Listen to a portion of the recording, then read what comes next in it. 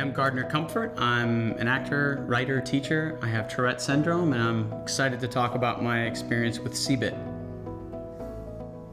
What led me to try CBIT? I've tried many different treatments for my Tourette's, and over the years people have suggested there's this comparative therapy that people use for all different things, and now they're orienting it for Tourette's. It's called CBIT. And I kept trying other things, and my doctor at Mount Sinai, Barbara Coffey, said that they had a specialist in the office who could take me through CBIT. I went in, every week or so and did this treatment, and I really found that it worked. One thing that I was excited about was a non-medication based treatment, something that was really based on just consistent practice, and I found that it was very useful. How CBIT has changed my life. Since doing CBIT, my life has just gotten a lot better. The real change has been the ability to pause when I feel the urge to tic, whereas in the past I would assume the urge means I have to tic at some point. Now, while it's not always 100% effective, I generally can at least remember you have a technique to use when this comes on.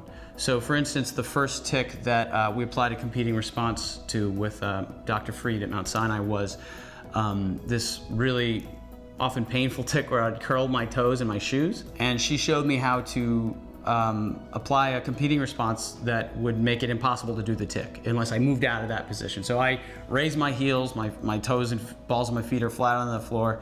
I can't do the tic unless I give up that position. So with a lot of training, a lot of practice, not always easy, I've basically eliminated that tic.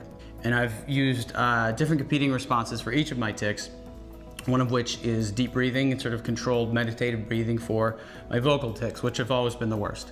I still do the vocal tics, but I at least now know that I have tools, like effective tools that I can use to not just reduce the tics, but to give me a sense of calm in my life and a sense of ownership over what happens in my mind and body and spirit. So overall, things are just calmer.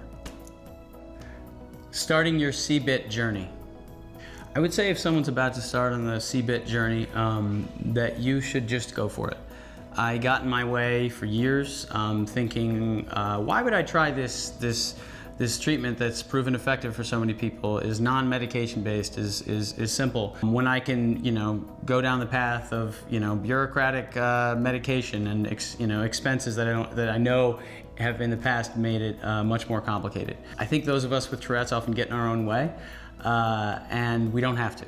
So for me, making the decision to try CBIT has been eye-opening in a way that, simply taking pills or going in for certain treatments hasn't.